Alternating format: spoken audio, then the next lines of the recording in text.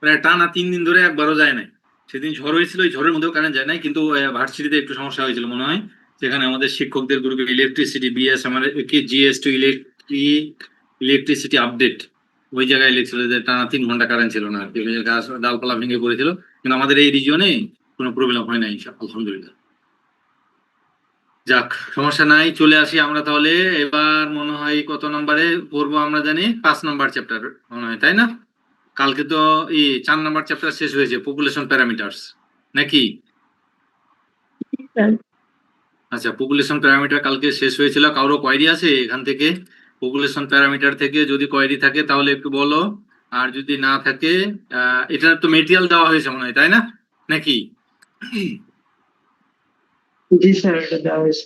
আচ্ছা, মেটেরিয়াল দেওয়া হয়েছে। কোনটার মেটেরিয়াল জানি দেওয়া হয় নাই, তুমি যেটা বলেছিলে আমাকে কালকে? স্যার 2 নম্বর চ্যাপ্টার।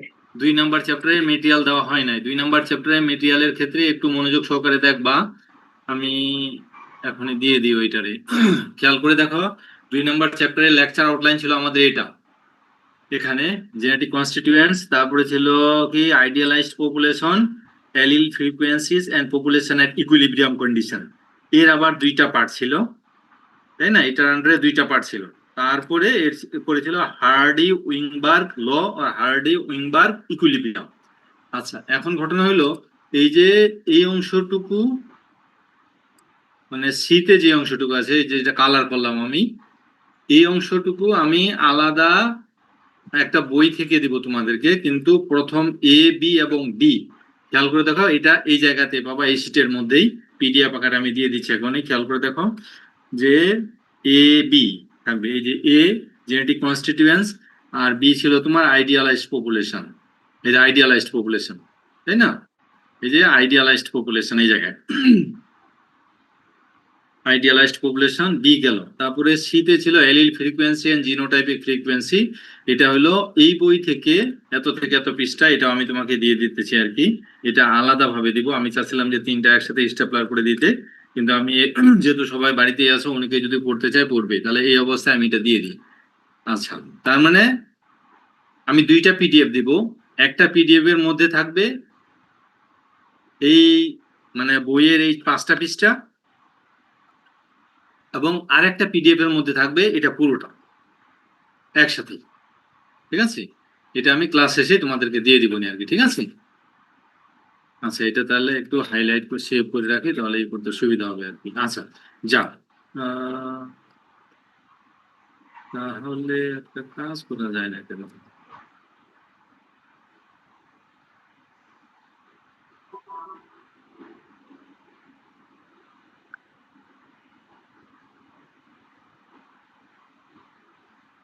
বলছি এটাকে যদি কি দিই,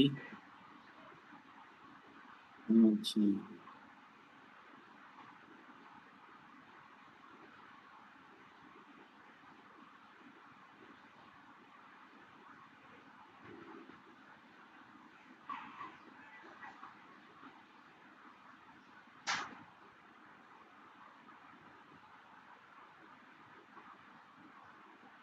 আচ্ছা, এটা ডান। তাহলে এটা থেকে যদি আমি বের হতে চাই,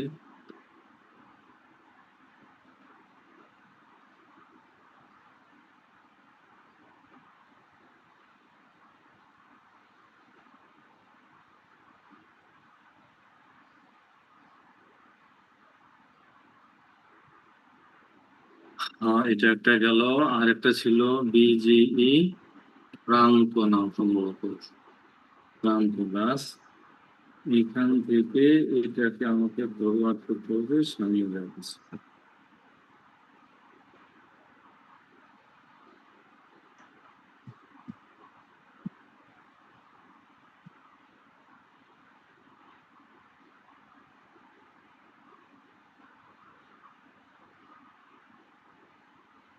যা, সামিউল বুঝতে পেরেছো? এই 2টা ফাইলে একসাথে প্রিন্ট আউট করে নিয়ে নিলে হয়ে যাবে না আর কি, ঠিক আছে? আচ্ছা, জি স্যার, জি স্যার। আচ্ছা, এবার তাহলে চলে যায় আমাদের নতুন যে চ্যাপ্টারটা ছিল, আমাদের সম্ভবত 5 নাম্বার চ্যাপ্টার রিপিটেবিলিটি। খুব ছোট্ট চ্যাপ্টার, গতকালকের মতো হেরিটেবিলিটির মতোই রিপিটেবিলিটি আর একটা ছোট্ট চ্যাপ্টার। তাহলে আমরা চলে যাই একটু এই জায়গায়, খেয়াল করে দেখি রিপিটেবিলিটি। মানে রিপিটেবিলিটি এই ওয়ার্ডটা আসছে রিপিট বলে যে কারোর মধ্যে কারোর ঝগড়া লাগছে অথবা কেউ কারোর সুনাম গাইতেছে বারবার একই ওয়ার্ডটা ব্যবহার করতেছে, একই ওয়ার্ড বারবার ব্যবহার করা, এটা মানে আমরা বলি রিপিট, তাই না? রিপিটেবিলিটি। এবং এই রিপিটেবিলিটি ওয়ার্ড মানে আমরা দেখি যে আমাদের সিলেবাসের মধ্যে কি কি আছে খেয়াল করে দেখো, ডেফিনেশন দেওয়া আছে, রিপিটেবিলিটি ইম্পর্টেন্স জানতে হবে আমাদেরকে, এবং মেথডস এন্ড ইটস ক্যালকুলেশন, রিপিটেবিলিটি কিভাবে ক্যালকুলেশন করা হয়। আচ্ছা, এই রিপিটেবিলিটি পড়ার আগে আমি এই 4টা ভাগে ভাগ করেছি আর কি, মানে সিলেবাসে যা ছিল সেই অনুসারে ডেফিনেশন, তারপরে importance, methods and its calculation. খেয়াল করে দেখো, definition, importance, methods and its calculation. কিন্তু এর সাথে রিপিটেবিলিটি এবং হেরিটেবিলিটির কিন্তু একটা রিলেশন আছে, এবং এই জন্য এটা পড়তে হবে, দুইটার মধ্যে ডিফারেন্সটা অথবা কম্পারিজনটা বললে ওইটা আসলে কি এবং এটা আসলে কি তাহলে বুঝতে পারবো আমরা। এই কারণে এটার মধ্যে কম্পারিজনটাও এর মধ্যে যদিও সিলেবাসে নেই কিন্তু এর মধ্যে আমি ইনক্লুড করে দিয়ে দিয়েছি এবং করতে হবে এটাকে। এই পার্থক্যটা যদি ভালো করে কেউ বুঝে পড়ে তাহলে রিপিটেবিলিটি এবং হেরিটেবিলিটির মধ্যে তার অনেকটা মানে আইডিয়া ক্লিয়ার হয়ে যাবে আর কি, বা কনসেপ্টটা ক্লিয়ার হয়ে যাবে। আচ্ছা, এবার চলে আসি তাহলে আমরা রিকমেন্ডেড বুকস গেল। রিপিটেবিলিটি, এই ডেফিনেশন পড়ার আগে রিপিটেবিলিটির একটা উদাহরণে যাই, আমি একটি এক্সাম্পলে যাই, তারপরে আমি গোড়া থেকে আসবো। খেয়াল করে দেখো, এই জিনিসটা এরকম থাকার কথা না।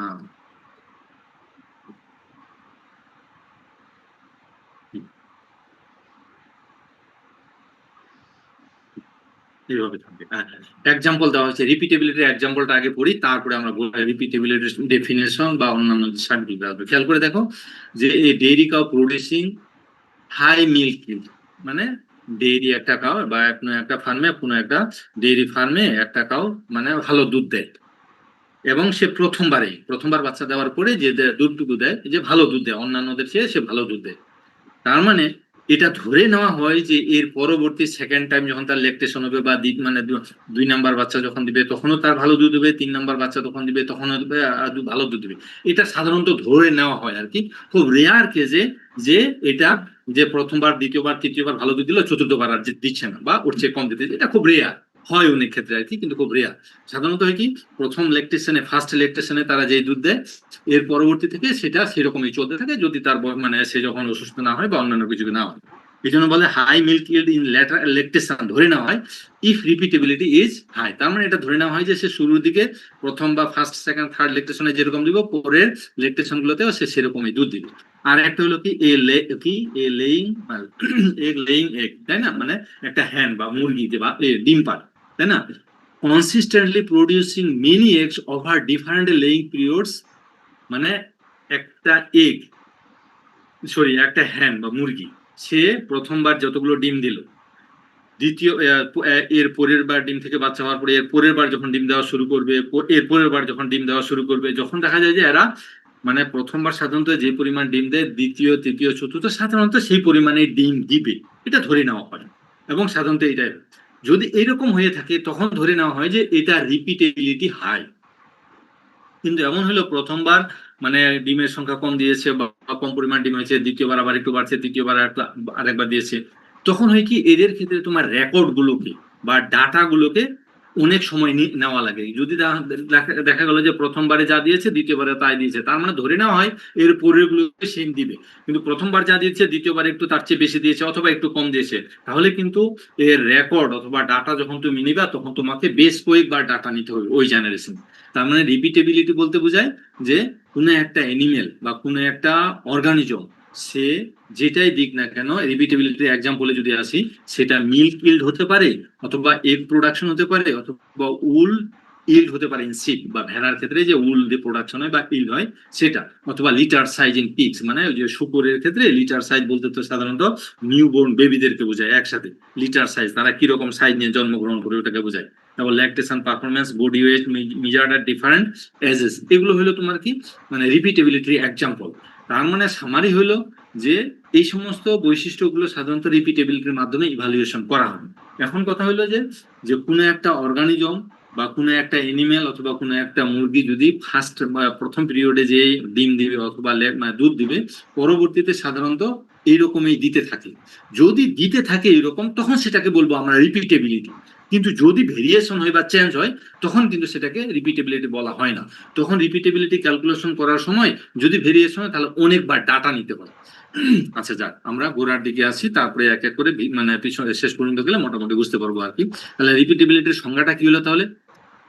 কনসিস্টেন্সি, খেয়াল করে দেখো, একই রকম consistency of an individual performance for the same trade. কোনো একটা বৈশিষ্ট্যের জন্য কোনো একটা ইন্ডিভিজুয়াল অথবা যেটা সেটা যে কোনো অ্যানিমেলে বলো না কেন, over repeated measures or time, সে রিপিটেড মেজারমেন্টে একই রকম ডাটা দিয়ে দিতে থাকবে, যদি দিতে থাকে তখন তাকে আমরা রিপিটেবিলিটি বলবো। আর একটা হলো মানে how reliably an animal's current performance, মানে তার বর্তমান যে পারফরমেন্সটা এটা predicts its future performance for a particular trait. একটা পার্টিকুলার ট্রেড অথবা পার্টিকুলার বৈশিষ্ট্যের জন্য বর্তমানে সে যেটা দিতেছে ও রিপিটেবিলিটি যদি একই রকম হয়ে থাকে তাহলে সে ফিউচারেও সেই রকম মানে পারফরমেন্স দিবে। 2 নম্বর ডেফিনেশন গুলো বা দুইটা সেন্টেন্স গুলো। 3 নম্বরে খেয়াল করে দেখো, repeatability is the correlation between the repeated measurement of the same trait in the same individual over time. একই ইন্ডিভিজুয়াল মানে এখানে মানে তুমি অ্যানিমেলের ক্ষেত্রে ধরো বা যে কোনো অ্যানিমেল বা মুরগির ক্ষেত্রে যে কোনো একটাকে, বার্ডের ক্ষেত্রে ধরো না কেন, যে কোনো একটা জিনিসের ক্ষেত্রে মানে প্রথমবার সে দেবে যা দিবে, দ্বিতীয়বারও সে সেটাই যদি দিয়ে থাকে, তৃতীয়বারও যদি সে দিতে থাকে, তখন সেই জিনিসটাকে বলা হয় রিপিটেবিলিটি। এবং এটা কমন ভাবে ধরে নেওয়া হয় প্রথমবার দ্বিতীয়বার যদি সে একই পরিমাণ মানে হ্যানের ক্ষেত্রে মানে বার্ডের ক্ষেত্রে যে সে একই পরিমাণ যদি ডিম দিয়ে থাকে অথবা যে কোনো কিছু দিয়ে থাকে, তাহলে পরবর্তী পিরিয়ড গুলোতে এরকম দিতে থাকবে। সেক্ষেত্রে ডাটা অনেকবার নিতে হবে না বা মেজারমেন্ট করতে হবে না, যে ফার্স্ট লেকটেশন পিরিয়ডে একটা কাউ থেকে কি করে কত লিটার দুধ হলো, তারপরে সেকেন্ড লেকটেশনে কত লিটার দুধ হলো। যদি ফার্স্ট এবং সেকেন্ডে একই রকম দুধ হয়ে থাকে তাহলে বুঝতে হবে যে না, সে পরবর্তী পিরিয়ড মানে ল্যাকটেশন পিরিয়ড গুলোতে একই রকম দুধ দিবে। তখন এদের রিপিটেবিলিটি, এটাকে রিপিটেবিলিটি ধরা হয় আর কি। যদি ভেরিয়েশন কম বেশি হয় তখন এটাকে রিপিটেবিলিটির আন্ডারে ফেলা হয়, কিন্তু সেটাকে অনেকবার ডাটা রেকর্ড নিয়ে ডাটা নিয়ে তারপরে সেটাকে মেজারমেন্ট করা হয় আর কি। আচ্ছা গেল, মানে রিপিটেবিলিটির ভিতরে কিছু জেনেটিক ইফেক্ট আছে, এটা অ্যাডিটিভ জেনেটিক ইফেক্ট করবে, আবার নন অ্যাডিটিভ জেনেটিক ইফেক্ট অথবা এনভায়রনমেন্টাল ইফেক্ট করবে। আবার আরেকটা হলো পার্মানেন্ট এনভায়রনমেন্টাল ইফেক্টস, যেমন long term influence like early nutrition অথবা ম্যানেজমেন্ট। যখন মনে হলো কি ছোটবেলা থেকে গরুটাকে বেশি পরিমাণ খাবার দাবার দিতেছে, মানে সবুজ ঘাস খাওয়াইতেছে, মানে যা যা খাবার দেওয়া দরকার সেটা দিতেছে, তোমার দিলে দেখা যায় যে ল্যাকটেশনের ক্ষেত্রে অথবা বেবি প্রোডাকশনের ক্ষেত্রে সেটা মানে ভালো হবে। এইগুলো কিন্তু এর একটা ইফেক্ট, মানে তার জেনেটিক কিছু ইফেক্ট আছে এবং এনভায়রনমেন্টাল ইফেক্ট আছে। আমরা তো জানি যে phenotype is controlled by genotype and the environment, তাই না? এই কারণে এখানে তোমার জিনোটাইপও ইনক্লুড হবে এবং এনভায়রনমেন্টাল যে ইফেক্ট গুলো আছে সেগুলো ইফেক্ট পড়বে। কিন্তু এনভায়রনমেন্টের যে শর্ট টার্ম ইফেক্ট গুলো আছে এগুলো কিন্তু এর মধ্যে পড়বে না। যেমন ইট ডাজ নট ইনক্লুড মানে টেম্পোরারি এনভায়রনমেন্টাল ইফেক্ট, যেমন শর্ট টার্ম ইলনেস, হঠাৎ করে একদিনের জন্য অসুস্থ হয়ে গেছে বা 2 দিনের জন্য অসুস্থ হয়ে গেছে, অথবা ওয়েদার চেঞ্জ হয়ে গেছে, হঠাৎ করে দেখা যায় 2 দিন বা 3 দিন টানা প্রচন্ড গরম। এইগুলোর ইফেক্ট কিন্তু তোমার রিপিটেবিলিটির উপর পড়বে না। কোনগুলোর ইফেক্ট রিপিটেবিলিটির উপর পড়বে সেটা হলো জেনেটিক ইফেক্ট এবং পার্মানেন্ট এনভায়রনমেন্টাল ইফেক্ট। এটার ইফেক্ট তোমার এটার উপর পড়বে, রিপিটেবিলিটির উপর পড়বে। আচ্ছা গেল, তার মানে ডেফিনেশন জানলাম, এর সাথে বেশ কিছু হাবা যাওয়া কিছু সেন্টেন্স ছিল সেটা দেখছি। মানে কি কি ট্রেট গুলো সাধারণত রিপিটেবিলিটির মাধ্যমে ইভালুয়েশন করা হয় সেগুলো আমরা দেখলাম, রিপিটেবিলিটির এক্সাম্পল দেখলাম আমরা। তারপরে হলো কি রিপিটেবিলিটির কি এটা মানে রেঞ্জ কত হয়, সাধারণত 0 থেকে 1 এর মধ্যে হয়। মানে এই রিপিটেবিলিটিকে আর দিয়ে প্রকাশ করে এবং এটা 0 থেকে 1 এর মধ্যে থাকে। খেয়াল করে দেখো, হাই রিপিটেবিলিটি মানে কি, আর্লি রেকর্ডস আর রিলায়েবল প্রিডেক্টরস, মানে আর্লি বা শুরুর দিকে কোনো একটা অ্যানিমেলের শুরুর দিকে যে রেকর্ড গুলো থাকবে এটাই বলে দিবে যে তার ভবিষ্যতে তার রিপিটেবিলিটি কিরকম হবে বা ভবিষ্যতে সে কিরকম প্রোডাকশন দিবে বা তার পারফরমেন্সটা কিরকম হবে। যদি লো রিপিটেবিলিটি হয় তাহলে কিন্তু এটা many records are needed for accurate selection.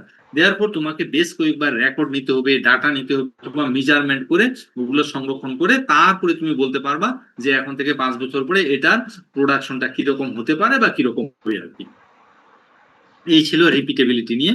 তারপর রিপিটেবিলিটির যে রেঞ্জ 0 থেকে 1 দেখলাম আমরা, সেটাকে খেয়াল করে দেখো, 0.2 পর্যন্ত লো ধরা হয়, 0.4 পর্যন্ত মডারেট ধরা হয় এবং 0.4 এর চেয়ে বেশি যেটা সেটাকে হাই ধরা হয় আর কি।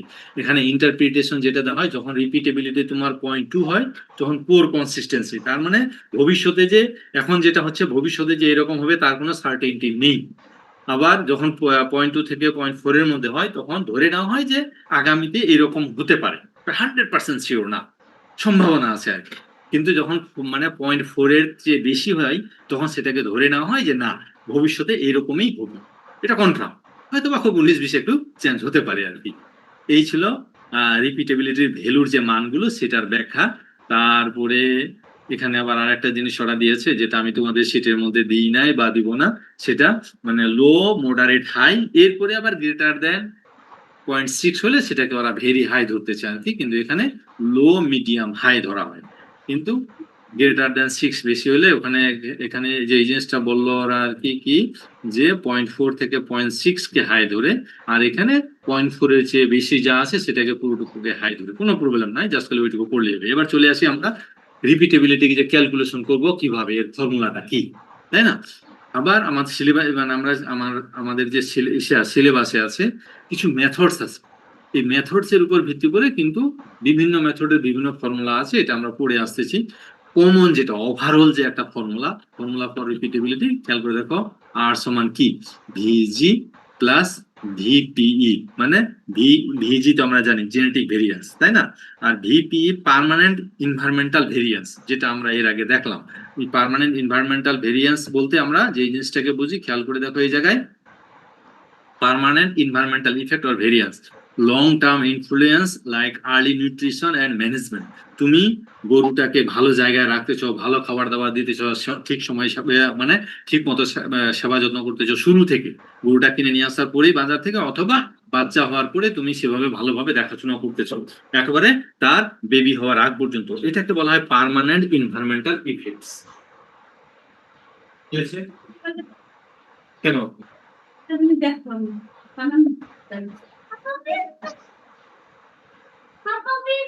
ওই ওয়াইফাইটা অন করে দিন, ওই ওয়াইফাই অন করে দিন। আমার এক গ্লাস পানি দিতে বলো তো ফারহারে, যাও বড় গ্লাসে এক গ্লাস পানি দিতে বলো।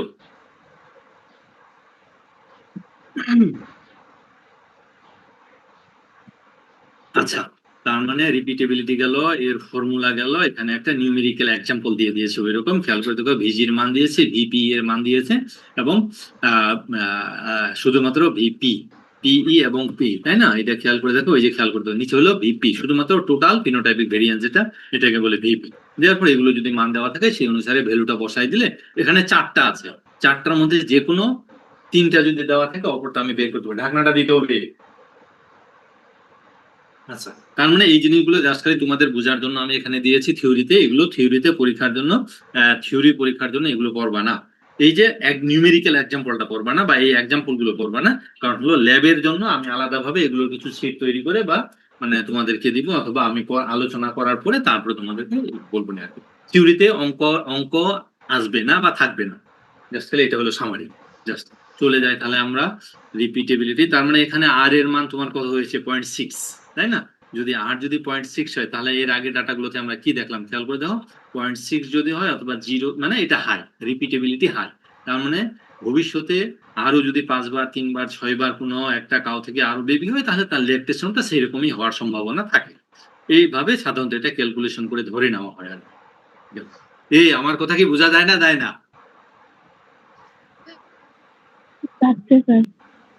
আচ্ছা, চলে যায় তাহলে ইম্পর্টেন্স অফ দ্য রিপিটেবিলিটি। তার মানে রিপিটেবিলিটিটা হলো কি, যে আমি সূত্রের মধ্যে অথবা কোনোভাবে জানতে পারবো, প্রথম অথবা দ্বিতীয়বারের রেকর্ডটা নিয়ে আমরা বলতে পারবো যে ভবিষ্যতে সে কিরকম দিচ্ছে, বা ভবিষ্যতে সে কিরকম, বর্তমানে কিরকম দিচ্ছে, ভবিষ্যতে সে কিরকম দিবে।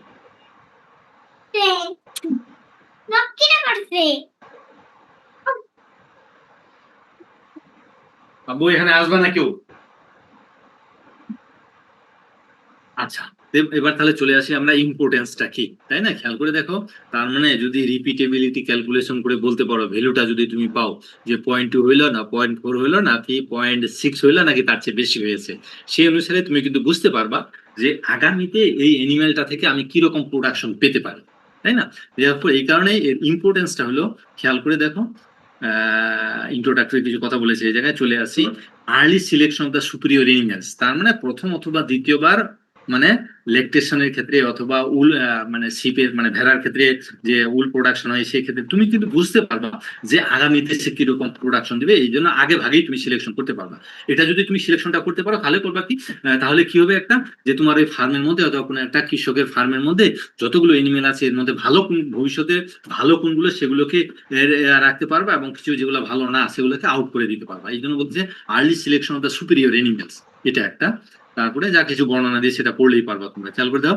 এ cow with high milk yield in the first lactation can be confidently selected for breeding. Therefore প্রথমবারে সে ভালো যেহেতু ল্যাকটেশন দিয়েছে, পরের বারগুলোতেও সে ভালো ল্যাকটেশন দিবে। therefore এই কাউটাকে তুমি ব্রিডিং এর ক্ষেত্রে ব্রিডিং এর জন্য আমলে নিয়ে আরেকটা কাউয়ের সাথে ব্রিডিং করে নতুন একটা জাত তৈরি করার জন্য তুমি চিন্তা ভাবনা করতে পারো। আর এটা হলো early cooling off inferior animal, যে অ্যানিমাল গুলো ভালো প্রোডাকশন দেয় না তুমি সেগুলো চাইলে ফার্ম থেকে আউট করে দিতে পারবা এইভাবে না। যতই দেরিতে ওদেরকে সরাবা ততই তোমার ভালো, যত তাড়াতাড়ি পারবে আউট করে দিবা আর কি, ঠিক আছে। লো এগ লাইং হ্যাঁ, যে সমস্ত মুরগি দেখো যে কম ডিম দিতেছে তাদেরকে রাখার দরকার কি, ভালো যাদেরকে দেয় সেগুলো রাখবে, তাই না। এইগুলো ডিসিশন কিন্তু নেওয়া যাবে যেটা থেকে প্রিডিক্টিং ফিউচার পারফরমেন্স, মানে মানে পাস্ট রেকর্ড দেখে অথবা অতীতের রেকর্ড গুলো দেখে ভবিষ্যতে কি হবে এটা কিন্তু রিপিটেবিলিটির মাধ্যমে বলা যায়। 3 নাম্বার হলো। 4 নাম্বার হলো reduces the cost of recording. তার মানে হলো কি, রিপিটেবিলিটি যদি হাই হয় তাহলে কিন্তু তোমার ভবিষ্যতে মানে অনেকগুলো ডাটা নেওয়া লাগে না, এগুলো গড় করা লাগে না, এত হিসাব নিকাশ করা লাগে না। therefore ফিউয়ার মেজারমেন্টস আর রিকোয়ার্ড, অল্প সময় হইলে হয়, এতে তোমার হবে কি টাইম সেভ হবে, লেবার সেভ হবে, মানে খরচ কম হবে, ইত্যাদি ইত্যাদি আর কি গেল। তারপরে চলে আসে improve the selection accuracy. therefore রিপিটেবিলিটি যদি হাই হয় তুমি তাহলে সেখান থেকে ভালো এনিমেল গুলোকে নিয়ে তুমি ব্রিডিং এর জন্য চিন্তা ভাবনা করতে পারবে। therefore এটা তোমার একটা একুরেসিটা ভালো হবে আর কি, ঠিক আছে। Helps determine how many records are needed, মানে রিপিটেবিলিটির উপর ভিত্তি করে তুমি কিন্তু রেকর্ড নিবা না এটা তুমি বলতে পারো, ঠিক আছে। আর হলো মোর রেকর্ডস আর রিকোয়ার্ড হোয়েন রিপিটেবিলিটি লো, যদি রিপিটেবিলিটি লো হয়ে যায় তাহলে তোমাকে কিন্তু বেশ মানে কয়েকবার রেকর্ড নিতে হবে বা ডাটা নিতে হবে। আর একটা হইলো কি, মানে ওই যে এমপিপি একটা মেথড আছে আর কি, এর মাধ্যমে সাধারণত কি ওটা ভবিষ্যতে একটা এনিমেলের পারফরমেন্সটা কিরকম হবে, এভারেজ পারফরমেন্স, এটা ক্যালকুলেশন করা যায়। এটা সম্ভবত ব্রিডিং ভ্যালু নামে একটা চ্যাপ্টার আছে, ওই জায়গায় আমি তোমাদেরকে অনেকে অ্যাসাইনমেন্টও দিয়েছি, কাকে কাকে জানি আর কি মনে নাই। জায়গায় এটা একটা প্রসেস অথবা প্রোটোকল অথবা মেথড, তাই না। মোস্ট প্রবেবল প্রডিউসিং এবিলিটি, কোন একটা এনিমেল ভবিষ্যতে কিরকম প্রোডাকশন দিবে, তাই না, এটাকে ডিটারমিনেশনের একটা মেথড হলো কি এমপিপি, তাই না। এটার মাধ্যমে কি করা যায়, predicts an animal's future average performance, তার ফিউচারে এভারেজ পারফরমেন্স গুলো কিরকম হবে সেটা জানা যায়। therefore কি হয় তাহলে রিপিটেবিলিটির মাধ্যমে, এটা রিপিটেবিলিটি ইজ ইউজড ইন এস্টিমেটিং, মানে কিন্তু এমপিপি এটা এস্টিমেট করার জন্য কিন্তু রিপিটেবিলিটি লাগে। রিপিটেবিলিটিকে যদি না হয় তাহলে এমপিপি তুমি ক্যালকুলেশন করে বের করতে পারবে, ঠিক আছে। therefore widely used in dairy cattle and layer breeding program, এটা ইউজ হয় অনেক ক্ষেত্রে আর কি গেল।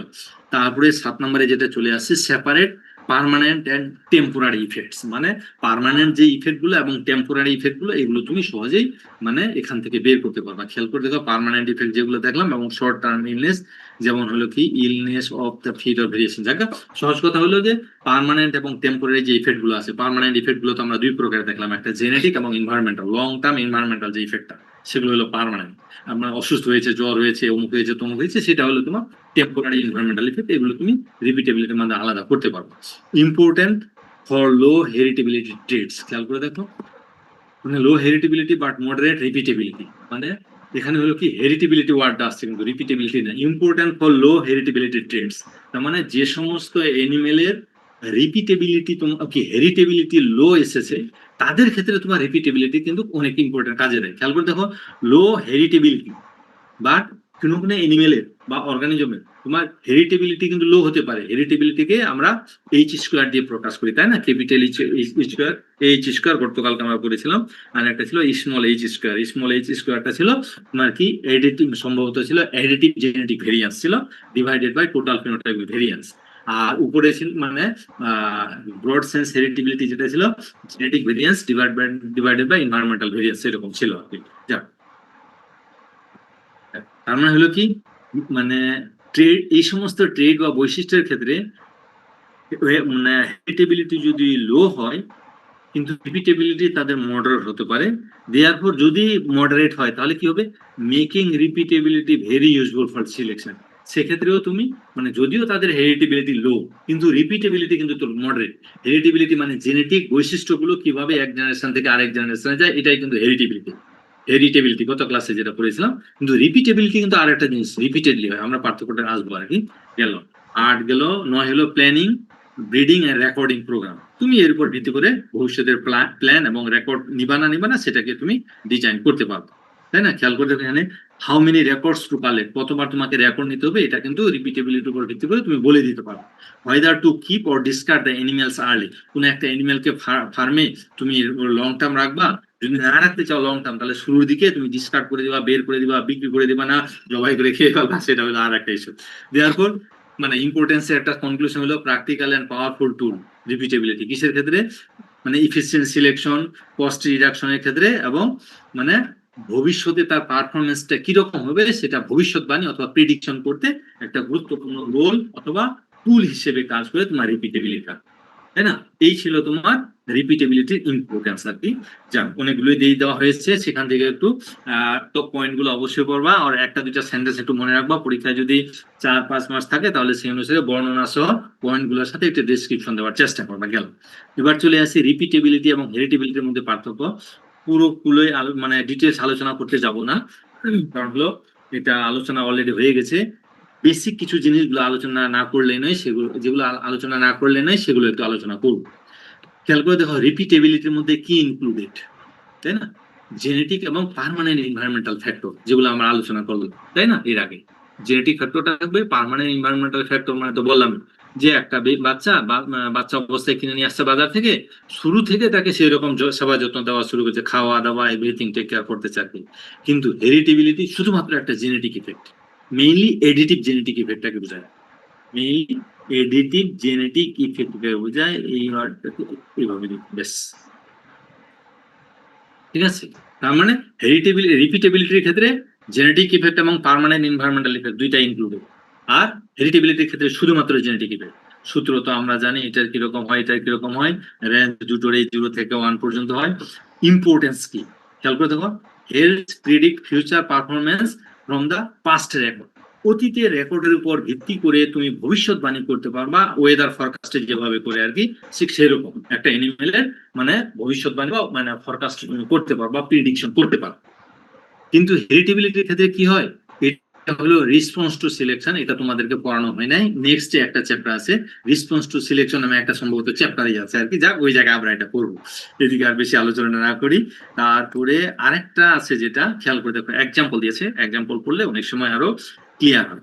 এ হ্যান laying similar number of eggs every season, মানে কোন একটা হ্যান প্রত্যেক সিজনই একই পরিমাণ অথবা একটা দুইটা কম বেশি এগ দেয়। দেওয়ার পর এটাকে আমি কি বলবো, এটার হেরিটেবিলিটি হলো হাই, তাই সরি হেরিটেবিলিটি বলতে রিপিটেবিলিটি, এটা রিপিটেবিলিটি হাই। মানে কোন একটা হ্যান প্রত্যেক সিজনেই একই পরিমাণ ডিম দেয় অথবা কাছাকাছি পরিমাণ ডিম দেয়, যদি দিয়ে থাকে তাহলে আমি বলবো ক্ষেত্রে কি ওই হ্যানের রিপিটেবিলিটি হাই। মানে আরো যদি ধরে নিলাম যে 5 বার ভবিষ্যতে সে এগ দেয়, তাহলে 5 বার এসে এই পরিমাণ এগ দিবে, একটা দুটো কম বেশি হতে পারে। কিন্তু হেরিটেবিলিটির ক্ষেত্রে কি হয়, body weight with high heritability indicates offspring resemble parents genetically.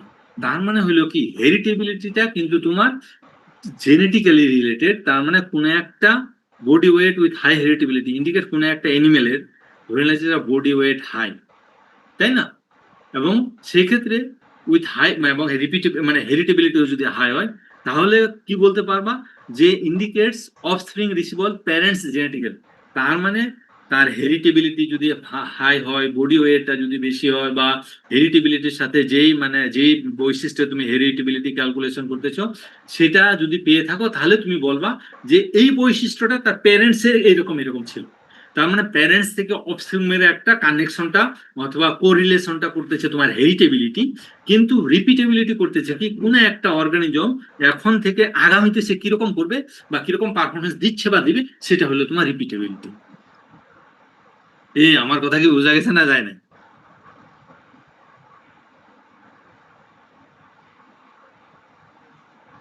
আচ্ছা, নেক্সট তাহলে চলে যাই আমরা। এরপরে না বোঝা গেলে একটু কাইন্ডলি বলবো আর কি, ঠিক আছে? চলে যাই আমরা নেক্সট। তাহলে এবার চলে আসে different methods and its calculation of repeatability. Repeatability ক্যালকুলেশনের প্রথমে কিন্তু আমরা একটা নিউমেরিক্যাল এক্সাম্পল দেখে ফেলেছি, তাই না? খেয়াল করে দেখো, ফর্মুলা ফর রিপিটেবিলিটি ক্যালকুলেশন, কিন্তু এটা কমন ওভারঅল একটা ফর্মুলা। যাও যাও যাও যাও যাও। আবার বসে রাখতে দিছিলাম কি রাখতে দিছিলাম